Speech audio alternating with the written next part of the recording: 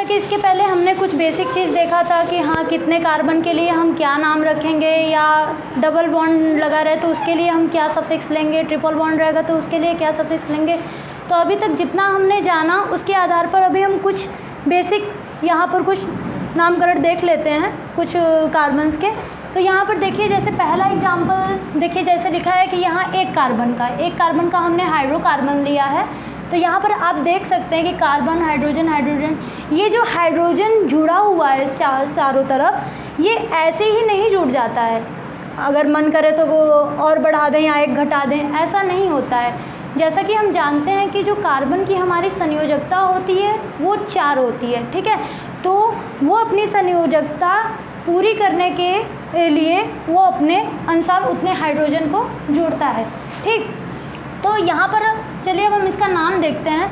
जैसा कि हमने इसके पहले देखा था कि हमारा जब एक कार्बन रहता है तो हम उसके लिए नाम देते हैं मेथ। तो यहाँ पर देखिए हमारा एक कार्बन है तो हम क्या दिए नाम, मेथ। और चूँकि यहाँ पर हम देख रहे हैं कि यहाँ पर जो बॉन्डिंग है कार्बन के साथ वो क्या लगी हुई है, सिंगल।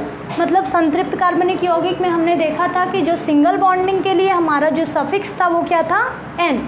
तो हमारा मेथ और सिंगल बॉन्डिंग के लिए एन, दोनों मिलकर क्या बन गया हमारा, मेथेन।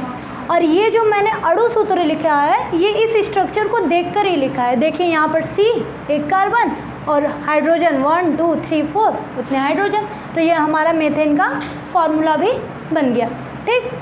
मतलब आणविक सूत्र, सॉरी। ये देखिए दूसरा एग्जाम्पल हमने लिया, दो कार्बन का लेकर हमने किया है। देखिए यहाँ भी हमने हाइड्रोजन को जोड़ा है। यहाँ पर भी हर जगह आप कार्बन की संयोजकता को देख सकते हैं, 1 2 3 4 1 2 3 4, ठीक। तो मतलब ये सही स्ट्रक्चर हमारा बना हुआ है, ठीक। तो अब देखिए, अब हमने देखा था कि हमारे दो कार्बन के लिए हमने मूल शब्द रूट वर्ड हमने क्या लिया था, एथ लिया था। तो यहाँ पर हमारे 1 2 दो कार्बन है तो हमने क्या लिया, मूल शब्द एथ लिया। और यहाँ भी हमारा सिंगल बॉन्डिंग है तो हमने क्या लिया, एन। दोनों मिलकर क्या बन गया हमारा, एथेन। तो इसका भी आणविक सूत्र यदि हम बनाना चाहें तो इस स्ट्रक्चर को देखकर हम बना सकते हैं। C2 काउंटिंग करिए हाइड्रोजन की, 1 2 3 4 5 6, तो C2H6। इस तरीके से जो एथेन का जो फॉर्मूला हमारा होता है C2H6, मेथेन का हुआ हमारा CH4, ठीक। अब आइए देखिए तीसरा एग्जाम्पल। तीसरे एग्जाम्पल में मैंने 3 कार्बन को लिया हुआ है। यहाँ पर देखिए 1 2 3, इसमें भी आप देख सकते हैं कि कार्बन अपने चारों तरफ से पूरी अपनी संयोजकता को पूरी किया हुआ है, 1 2 3 4 1 2 3 4 1 2 3 4। जैसा कि हम जानते हैं कि 4 कार्बन के लिए हमने मूल शब्द क्या लिया हुआ था, प्रोप। तो यहाँ हमने लिखा प्रोप। और यहाँ भी कार्बन हर जगह क्या बनाया हुआ है, एकल आबंध, सिंगल बॉन्डिंग बनाया हुआ है। तो प्रोप और एन दोनों मिलकर क्या बना हमारा, प्रोपेन। यदि प्रोपेन का यदि हमें फॉर्मूला मतलब कि आणविक सूत्र क्या होगा, हम इस स्ट्रक्चर को देखकर लिख सकते हैं, C3 काउंटिंग करिए हाइड्रोजन की, H8। इस तरीके से हमारा प्रोपेन का क्या होता है फॉर्मूला, केमिकल फॉर्मूला C3H8, ठीक।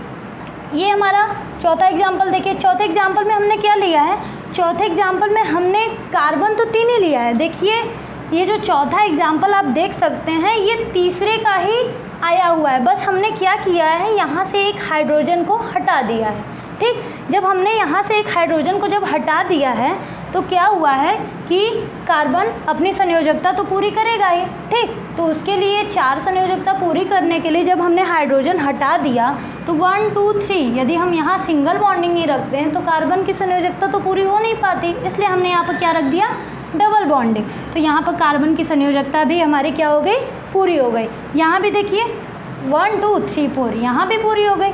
हमने बस इसी फिगर में से इन्हीं दोनों हाइड्रोजन को हटा दिया है, ठीक। हमारी बस उसी से होकर आया है। अब देखिए अब इसका नाम क्या हमें पड़ेगा, यहाँ चूँकि यहाँ भी 3 कार्बन दिए हुए हैं तो 3 कार्बन के लिए हमारा जो मूल शब्द होता है वो प्रोप ही होता है, प्रोप, ठीक। और देखिए यहाँ पर जो लिखा हुआ है इन, ठीक। यहाँ पर जो हमारे डबल बॉन्डिंग देख रहे हैं आप, मतलब जो असंतृप्त कार्बन में हमने सफिक्स देखा था द्विआबंध के लिए, वो हमारा क्या था, इन। तो हमने यहाँ पर क्या लिख दिया, इन। तो क्या बन गया, प्रोप और इन हमारा मिलकर क्या बन गया, प्रोपिन। अब यहाँ पर देखिए जब हम ये देखिए 3 कार्बन थे, तो 3 कार्बन के लिए जैसा कि हमने मूल शब्द क्या लिया हुआ था, प्रोप। और चूँकि यहाँ पर हम डबल बॉन्डिंग देख रहे हैं, ठीक, तो डबल बॉन्डिंग हमने देखा था कि असंतृप्त कार्बन में द्विआबंध, मतलब डबल बॉन्डिंग के लिए हमने जो सफिक्स लिया था वो हमने क्या लिया हुआ था, इन लिया था।